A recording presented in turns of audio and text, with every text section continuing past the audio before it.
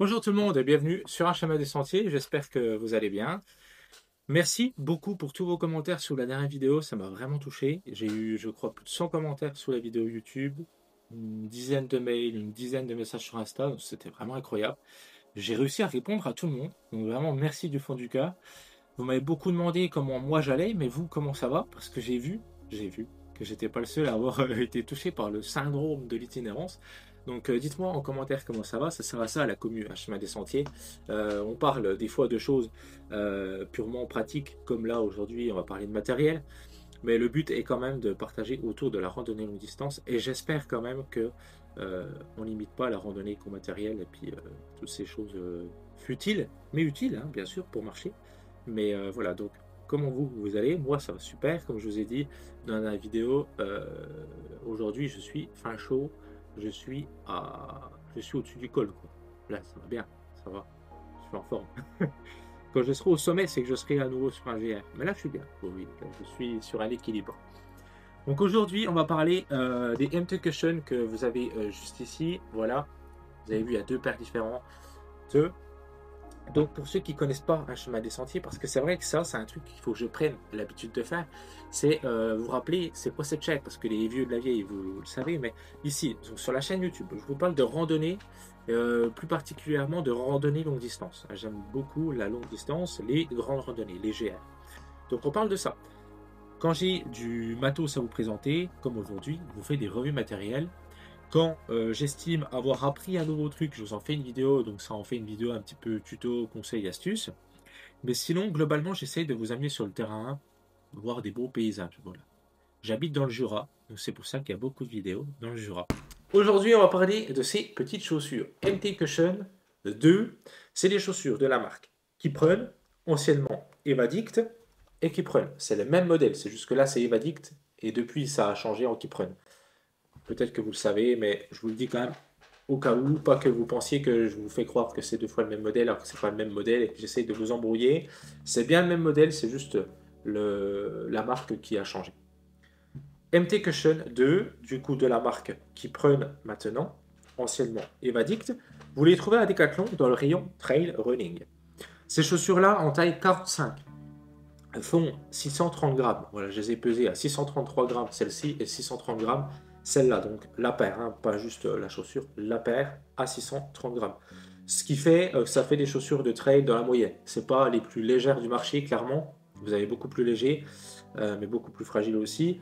Et c'est pas du tout les plus longs non plus. Vous avez des chaussures de trail, comme moi j'ai en dessous de la table, là, que je vous présenterai après, pour vous donner une comparaison qui sont beaucoup plus lourdes, qui devait être à 830 grammes la paire de chaussures. Ce qui fait une grosse différence quand même.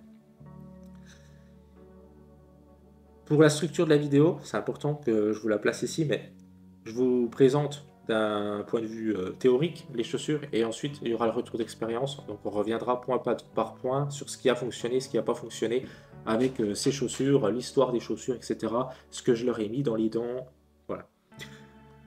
Les lacets sont d'une bonne qualité, c'est quand même à noter parce qu'il y a quand même souvent des chaussures, notamment chez la Sportiva, où c'est que vous achetez les chaussures puis il faut changer les lacets à chaque fois parce que c'est de la merde, c'est des lacets ronds qui ne tiennent pas. Là, c'est pas le cas, ça fonctionne bien, donc c'est cool, il n'y a pas les lacets à racheter. C'est quand même à noter parce qu'il y a des marques parfois. Ensuite, ici, premier truc pratique, c'est pareil, pas unique à la chaussure.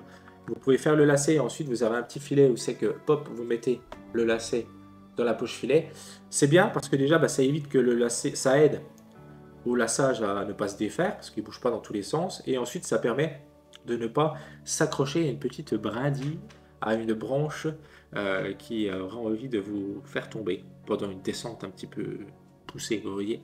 Ça m'est déjà arrivé dans les Vosges, j'étais en train de faire, je crois, le tour du petit ballon, un truc comme ça, et je me suis fracassé la tête en descente parce que une boucle de mes lacets s'est prise dans une branche morte. Donc depuis, je suis bien content quand il y a une petite poche filet ici, ça me rassure. Voilà. Ok, ensuite c'est une chaussure plutôt minimaliste en termes de sécurité du pied. Il n'y a pas de renfort à l'avant, c'est une chaussure qui est souple, vous voyez, il n'y a pas de renfort au niveau des doigts de pied. Ici, s'il y a une pierre qui vous tombe dessus, si vous êtes dans un pierrier et puis hop, vous vous coincez, il n'y a plus d'orteils, c'est fini, il faut les couper, PGHM, PLS, hôpital Chamonix. Au niveau du talon, il y a quand même un petit peu de renfort. Vous avez quand même un petit peu la malléole, le talon d'Achille, etc., qui est un petit peu plus protégé, mais c'est pas non plus, on n'est pas sur des chaussures incroyables, hein, on est d'accord, on n'est pas sur des chaussures humides, protectrices, ça reste quand même minimaliste. Pareil au niveau de la semelle, hein, c'est une semelle quand même qui est en caoutchouc. Si vous prenez un clou, ça traverse quoi. Ok, parce qu'il y a des chaussures, par exemple les TX4. Moi, ça m'est déjà arrivé, c'était sur, je crois, le chemin de Compostelle. À l'époque, je marchais sur les chemins de Compostelle avec des TX4. Je me rends compte aujourd'hui de l'absurdité de la chose, mais bref, voilà pour l'anecdote. Je m'étais pris un clou à La Capelle Marival, c'était sur la variante de Rocamadour, et je m'étais dit, putain, heureusement que j'ai été X4 parce que j'avais plus de pied. Et ouais, il m'arrive des choses dans ma vie de randonneur. Avec ces chaussures-là, je pense que bah, j'allais à l'hôpital le plus proche qui était certainement Cahors. Ouais. Donc ouais, c'est quand même à prendre en compte, c'est des chaussures plutôt minimalistes, hein, très peu protectrices. C'est des chaussures aussi très peu protectrices en termes d'aide à la marche. Ça veut dire qu'il n'y a pas de frein. Le frein, vous savez, c'est le trou que vous avez là, souvent sur les chaussures. Il y a un trou. Et en fait, quand vous êtes dans une forte descente comme ça, hop, ça vous permet de vous aider à freiner votre descente. Ça vous permet, en fait, ça évite vraiment, pour le coup, ça marche bien les freins, de pas partir hop en avant comme ça, puis spam, tomber sur le cul et se fracasser le coccyx. Donc, ça, il n'y en a pas. Bon, est-ce qu'on peut considérer ce petit trou là comme un frein? Non. Voilà. Spoil pour le retour d'expérience, non. Un frein, il faut quand même qu'il y ait du relief. Vous voyez, là, on est plus sur un frein ici, hein. Voilà, il y a du renfort, il y a vraiment je peux mettre deux doigts. Dit comme ça, c'est un peu bizarre, mais je veux dire qu'il y a assez de place pour mettre deux doigts. Donc, ça c'est du frein. Là, pas spécialement. Voilà. Au niveau de la semelle, au niveau de l'adhérence, donc la semelle pas intérieure mais externe, ici la semelle vraiment là, la plus importante en réalité, c'est pas du Vibram Mega Grip, etc. Et tant mieux, pourquoi? Parce que je crois que je suis foncièrement euh, déçu des Vibram Mega Grip. Déjà, ça fait que le prix de la chaussure de base est beaucoup plus élevé que des chaussures où ce n'est pas du Vibram Mega Grip. Et surtout, j'ai l'impression que c'est plus une stratégie de notre cerveau. On se dit, ok, il y a écrit Vibram Mega Grip, et dans la théorie, c'est les meilleures semelles du monde, donc du coup, on a l'impression que c'est la meilleure adhérence. Mais honnêtement, ben, sur cailloux lisses, pas lisses, sur des racines, des machins, ces chaussures-là glissent pas plus que mes TX4 en Vibram Mega Grip. Voilà. Donc vraiment, je crois que c'est le marketing qui a réussi à nous influencer là-dessus, quoi. Même les gens qui pensent ne pas être influençables, au final, ben, je crois que des fois, on est un petit peu touché par ce marketing. Moi j'y avais été, hein. Je crois que au début, je m'étais dit, ouais, TX4, l'adhérence est folle. Puis maintenant, quand je les compare, parce que j'ai toujours des TX4, hein, quand je les compare et que je vais marcher et je fais les mêmes, je vais à la même montagne et je fais la même randonnée par des météos exécrables sous la pluie, en fait, c'est pareil. C'est pareil. Voilà. Donc, dites-le moi ça en commentaire si vous aussi vous avez trouvé qu'il n'y avait pas de différence, quoi. Ensuite, donc, c'est des chaussures avec une accroche de 5 mm. L'accroche, c'est les crampons. L'adhérence, c'est l'adhérence à une surface lisse, racine, rocher. Et le crampon, c'est vraiment l'accroche. C'est ce qui vous permet de ne pas glisser dans la boue, voilà, pas glisser dans la boue, dans un pierrier voilà, qui dévalerait un petit peu. C'est ça en fait, hein, l'accroche. Voilà. C'est vraiment différent pour le coup. Il y a des chaussures qui ont une excellente adhérence, mais pas d'accroche. Il y en a, ils ont plutôt une bonne accroche, mais pas d'adhérence, etc., etc. Voilà. Ensuite, vous avez quand même une chaussure là, pour le coup, il faut le dire, avec beaucoup de moelleux, beaucoup de confort de marche. Là-bas, c'est des chaussures de course à pied. Vous voyez à l'extérieur, là, le talon, il déborde carrément, quoi, hein, là, ici. Franchement, c'est vraiment, vraiment agréable. Petit spoil pour le retour d'expérience, mais ça fonctionne vraiment bien. Il y a vraiment un vrai rebondi. Vous voyez, on le sent, quoi. C'est une chaussure qui est ultra agréable donc voilà un petit peu pour la partie vraiment théorique de la chaussure. Maintenant, on va rentrer dans la partie la plus longue, mais surtout la plus intéressante au final. Est-ce que c'est des bonnes chaussures pour la randonnée longue distance? Parce que pour courir, c'est des très bonnes chaussures. Pas de spoil, moi je fais de la course à pied avec tout le temps. En ce moment, je suis content grâce à Damien L'Aventure, maintenant Damien Le Gentil. J'ai fait ma première semaine de trail à plus de 70 km. Voilà, j'ai couru 70 km cette semaine. C'est la première fois, donc je suis vraiment content, grâce au conseil de Damien Le Gentil, donc c'est cool. Et donc oui, pour courir, elles sont vraiment très très bien ces chaussures, il n'y a pas de doute.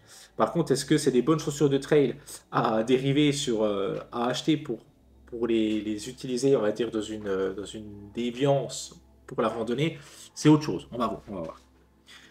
Donc pourquoi j'ai deux chaussures de trail MT Cushion 2? Parce que ces chaussures-là, je les ai achetées en 2023. Voilà. En 2024, j'ai acheté des autres chaussures parce que je suis parti faire une autre traversée qui me nécessitait une autre paire de chaussures. Et en 2025, j'ai renouvelé ces chaussures-là avec celles-ci. Voilà. Donc, vous voyez les MT Cushion là. Donc, qu'est-ce que j'ai fait concrètement avec ces chaussures? Argument d'autorité. Qu'est-ce que j'ai fait? Voilà. Qui prouve que je peux parler de ces chaussures. Donc, avec ce modèle-là, j'ai fait en 2023, la grande traversée des Vosges, de Wissembourg à je ne sais plus où, 400 km, dans la neige, la pluie, le blizzard, des météo exécrables, -5, -6 degrés. Vous avez toutes les preuves sur ma chaîne YouTube. C'est important pour moi. J'aime pas faire ça parce que ça fait un petit peu... je me justifie, mais c'est important parce que je veux pas faire partie de ces chaînes YouTube qui vous présentent une tente testée une nuit sous la pluie et puis vous dire c'est la meilleure tente. Je ne veux pas que vous pensiez ça de ma chaîne YouTube. Je veux vraiment que vous compreniez que quand je vous parle du matos, ça ne veut pas dire que je ne peux pas me tromper, d'accord? Mais c'est important pour moi de vous dire, ok, je vous présente ces chaussures-là, mais avant, j'ai bouffé 3000 bornes avec. Et ça, c'est important. Ça ne veut pas dire encore une fois que j'ai la raison absolue, mais au moins, je m'appuie sur quelque chose. C'est important. Donc, j'ai fait la traversée des Vosges, plus de 400 bornes avec des météos exécrables. Ensuite, j'ai fait le GR30. C'était au mois de juin, il faisait très chaud, mais il y avait eu beaucoup de pluie, donc j'ai fait beaucoup de traversées. Pareil, vidéo sur la chaîne YouTube, je ne vais pas tout expliquer à chaque fois, mais j'ai eu les pieds mouillés tous les jours sur le GR30 avec ces chaussures, parce qu'il fallait passer dans des petits ruisseaux qui avaient débordé. Enfin voilà. Au début, tu les enlèves, et puis à la force, tu te dis, bon, bah merde, je vais pas les enlever tout le temps, c'est chiant, quoi. Vous voyez? Donc à la fin, je les enlevais plus du tout. J'ai fait GR de la Bresse. J'ai fait ensuite un GR à l'opposé des Vosges, où c'est que j'ai été extrêmement content. C'était le Tour du Queyras. GR bien abrasif avec voilà, c'est tout l'inverse, quoi. Ouais, des pierres un peu abrasives. Voilà, on est monté à 3000 mètres, donc vraiment de la bonne roche, quoi. Vous voyez, qui nique bien le mèche des chaussures. Voilà. Et ensuite, en 2025, j'ai renouvelé le modèle, donc celle-ci, et je suis parti faire cette année le Combin. Donc, je ne sais pas si ça vous parle, c'est dans les Alpes, vous irez voir. Ma semaine sur la grande traversée des Alpes, j'ai été faire des boucles dans les Hauts-de-Vosges, donc plutôt forêt. Et pareil, bah là où j'habite, donc dans le Jura, énormément de randonnées bivouac dans le Jura, vers les Rousses, Crêle-la-Neige, etc. Voilà. Un petit peu pour tout ça. Vous voyez, je m'appuie sur quelque chose quand même de solide. Donc on va parler, ben, je crois, du truc le plus important, c'est le confort de la chaussure. Si je retourne sur les MT Cushion 2023, 2025, mais avant le MT Cushion 2, j'avais déjà les premières générations. Ici, donc en fait, j'ai 3 paires de MT Cushion. C'est justement parce que ben, c'est confortable d'un point de vue budget, parce que les MT Cushion, on les trouve à 110 € neuf, alors que les La Sportiva, des Salomon, des Brooks, des machins comme ça, vous les avez à 150, 160, des fois même, c'est débile, vous les avez à 200 balles les chaussures. Et ça, pour moi, c'est pas envisageable. Je l'ai fait, tout ça, mais il n'y a aucune différence entre des chaussures à 200 boules et 110 balles, quoi. Donc on va pas se mentir, il y a le prix. Il y a le prix, c'est confortable, et puis elles sont durables. Donc il y a la longévité de la chaussure. Je trouve que bah, pour des chaussures de trail dérivées en des chaussures de randonneur longue distance, ben, elles sont plutôt durables. Parce que ce qu'il faut savoir, c'est que à la base, les chaussures de trail, on court avec, et le but est d'avoir 2 paires de chaussures. On court avec, le lendemain on change de chaussure, on en met une autre, comme ça on laisse cette chaussure reprendre comme un sac de couchage, on va dire, reprendre, on va dire, un petit peu sa forme, on laisse la mousse regonfler, on laisse son amorti, en fait, reprendre du poil de la bête. Et en randonnée longue distance, c'est pas du tout le cas. On lui met des contraintes à la base, hein. La chaussure n'est pas faite pour ça. Avoir un sac de 15 kg, marcher 30 km tous les jours, ne jamais laisser la chaussure se reposer, etc. C'est pas des chaussures faites pour. Et malgré tout, bah, c'est des chaussures à chaque fois que j'arrive à aller à 1200, 1300 km avec, avant de commencer vraiment à sentir qu'il y a un problème à l'accroche, à l'adhérence, ou c'est que le mèche commence à se trouer, etc. Donc c'est relativement, vraiment correct pour le prix d'achat, à 110 euros neuve, mais vous les trouvez facilement d'occasion, presque neuve sur Vinted à 80 boules. Voilà pour la petite astuce. Mais c'est pour ça que je suis dessus. Ensuite, le confort de marche est incroyable. C'est les chaussons. Comme je vous ai dit, vous avez un gros moelleux ici. Donc, si vous avez, on va dire, si vous vous rapprochez des 100 kg avec le sac, et votre poids de corps, etc., bah, c'est vachement agréable. C'est des chaussures très agréables, avec un bon amorti, un bon rebondi. Elles sont souples, elles sont légères, parce que voilà, 630 grammes la paire, c'est léger, on ne les sent pas aux pieds. Elles sont vraiment respirantes, mais il fait super chaud, on n'a pas chaud aux pieds à l'intérieur là. Elles sèchent vite, et puis elles sont du coup facilement lavables. Et ça c'est cool aussi, parce qu'en randonnée longue distance, quand tu marches dans un putain de bouset de vache, tu les laves, elles sèchent vite. Enfin, c'est vraiment bien. Je veux dire, le confort général, la chaussure, je l'aime bien, je l'aime beaucoup. Il y a la languette ici. Je sais pas si on appelle ça comme ça, mais ça là, pareil, c'est de la mousse de base qui fonctionne bien. Ça fait pas mal aux pieds. Parce que vous avez des chaussures qui essayent de faire des trucs un peu bizarres, du style l'Ultra Raptor, que j'aime bien aussi, avec une languette un petit peu plus rigide, et puis un petit peu tordue comme ça. Je sais pas, tu sais, vous savez, ils essayent des trucs, quoi, les ingénieurs. Ils essayent des trucs. Donc elle a un petit peu de biais, mais alors du coup, si tu fais mal le lacet, ta languette, elle est un petit peu bizarre, un petit peu biscornue. Là, c'est pas le cas. Là, ils ont fait un truc simple et efficace, ça marche, quoi. Voilà. Merde. Donc j'aime bien. Donc confort général, pour moi, elle est validée à 100%. La résistance à la chaussure, là, il y a un petit, à peine plus de problème, entre guillemets, c'est qu'arriver quand même, je vous dis, on peut l'amener à 1200 bornes, ces chaussures-là. Cependant, il y a quand même un truc qui revient quand même relativement vite, c'est que l'amorti, la semelle, va venir un petit peu se, se, se- elle va venir s'écraser, s'affaisser sur le côté, et je sais pas, je vais essayer de vous montrer que ces chaussures-là, vous voyez, bon bah là, on voit clairement mon style de marche, hein. Ici, c'est tout gnocché, limite ici, il y a encore les 5 millimètres de crampons. En fait, la semelle, quand vous allez poser le pied, va venir s'affaisser sur le côté ici. Et ça, relativement rapidement. Ça veut dire que vous allez avoir beaucoup moins d'amorti au centre du pied et de plus en plus sur le côté. Vous voyez ce que je veux dire? La chaussure va vraiment euh, hop, partir sur le côté comme ça. Et ça, bah, ça me le fait sur ce modèle, qui est beaucoup plus récent, hein, là. Bon, voilà, vous voyez, le modèle est encore nickel. Et ça me l'a fait sur ce modèle-là, mais ça me l'a fait sur la première génération aussi. Et ça, bah, c'est un petit peu plus chiant parce que bah, ça change un petit peu le confort de la chaussure, arriver à, comme je vous dis, à 600, 700 km. Ça va dépendre le poids que vous faites, ça va dépendre le terrain, j'imagine, ça va dépendre de votre utilisation de la chaussure, ça dépend de plein de choses, bien sûr. Mais globalement, c'est ce que j'ai remarqué sur les deux modèles. Après, ça fonctionne toujours, si vous voulez. Mais on sent quand même qu'il commence à avoir un amorti qui se disperse un petit peu. Voilà. Au niveau de l'adhérence, eh ben, c'est ce que je vous dis. En fait, pour moi, elle est très bonne. Je ne vois pas la différence avec les Mega Grip de chez Vibram.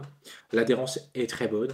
S'il pleut à douche, s'il y a des grelons, s'il y a de la neige et tout, ça fonctionne bien. Voilà, c'est très très bien, ça fonctionne. C'est super cool. Donc pour moi, l'adhérence, elle est vraiment agréable. Autant adhérente que des TX4 qui sont réputées comme les chaussures limite les plus adhérentes du monde.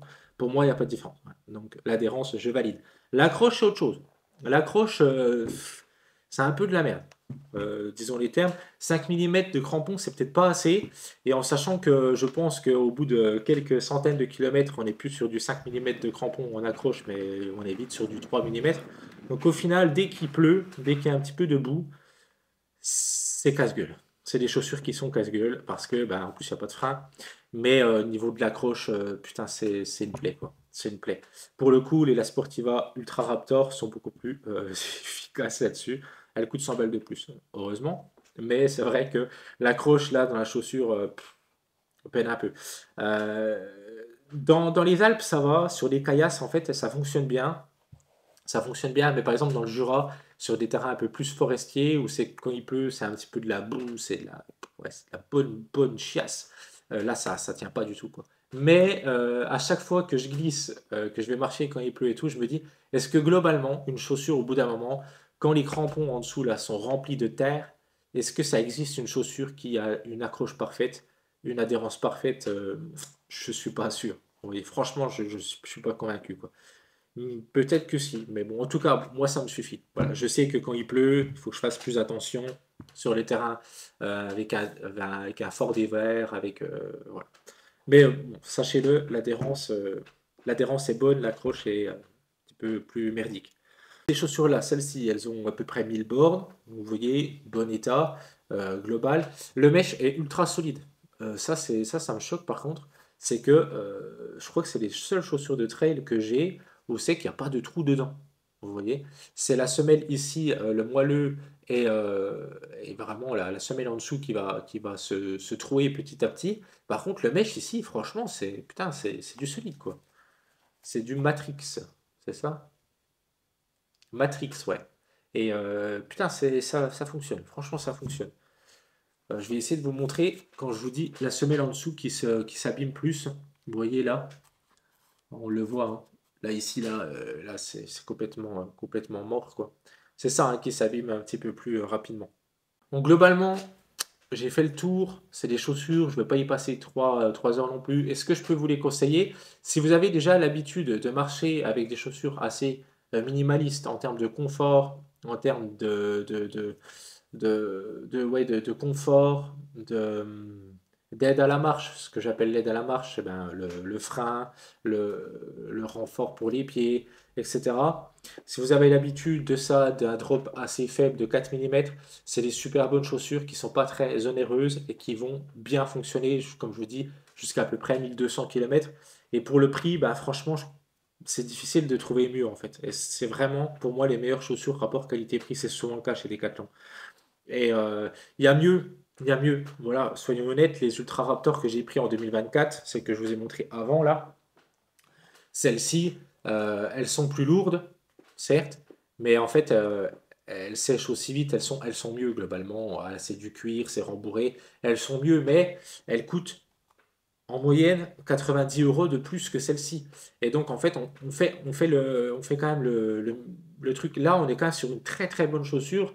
Je lui donne genre un 8 sur 10. Là, je lui donne un 9 sur 10. Mais est-ce que le point de plus sur la note sur 10, ça vaut 90 euros? Voilà, c'est ça la question. C'est comme sur les tentes en Dynima. La Zipax Plexolo, elle fait 430 grammes, 400 grammes. On a une Gossamer Gear The One à 530 grammes. Est-ce que les 500 € de plus de la Zipax Flexolo, donc est-ce que les 130 grammes gagnés nécessitent 500 € d'investissement? Voilà, c'est comme ça que je réfléchis. Et là, on est totalement sur ce genre de réflexion. Cette chaussure-là est mieux, la Ultra Raptor. Voilà, clairement, elle est mieux. Il n'y a pas de doute, elle est beaucoup mieux. Elle est plus dure. Enfin, oui, elle est mieux. Elle est mieux. Mais elle coûte 90 balles de plus. Donc voilà, c'est des choix. Mais pour moi, c'est vrai que mon choix, il est arrêté sur celle-là. Là, je me suis recommandé 2 paires sur Vinted, voilà, en taille 45. Voilà, parce que on les trouve facilement en plus hein, d'occasion. Donc l'année prochaine, 2026, je repartirai avec des MT Cushion. Voilà. Par contre, attention, petit aparté quand même avant de couper la vidéo, c'est pas des chaussures que j'utilise l'hiver. Je les utilise l'hiver pour aller courir. Par contre, vous ne me verrez pas là aller faire mes bivouacs à moins 10 degrés, ces chaussures-là, hein. Je le précise, même si ça me semble assez logique. Donc voilà, globalement, ce que je peux vous en dire. Très bonne chaussure, rapport qualité-prix, vraiment très très très très bon. Pour moi, les meilleurs que j'ai utilisés. Et après, il y a tellement de chaussures que forcément, je suis sûr qu'il y a mieux quelque part, mais avec tout ce que j'ai utilisé, pour moi, aujourd'hui, c'est le meilleur rapport qualité-prix. C'est pour ça que j'en ai racheté des paires. Voilà tout ce que j'avais à vous dire. J'espère que cette vidéo revue, ça faisait très longtemps que je n'en ai pas fait, vous a plu. J'espère que j'ai été assez efficace dans ce retour d'expérience. Testez ces chaussures. Si vous les avez, redites-moi en commentaire pour les autres abonnés qui voudraient plus d'avis en général sur les MT Cushion. Voilà. Si vous les utilisez en course à pied, c'est moins intéressant, hein. C'est vraiment si vous les avez utilisés en randonnée longue distance que ça va aider la communauté, quoi. Parce qu'en course à pied, c'est différent. Pour moi, en course à pied, ça me suffit largement. Je ne suis pas Kylian Jornet, vous voyez ce que je veux dire. Voilà. Je vous dis à très bientôt. N'hésitez pas à me rejoindre sur Instagram, Loïc Brichoux. Regardez mon site internet si vous avez besoin d'aide pour une préparation en randonnée longue distance via les coachings personnalisés. Voilà, et puis vous abonner à la chaîne, etc. Vous pouvez booster les vidéos maintenant, ça aide pas mal. Donc, je vous dis à bientôt. Salut tout le monde.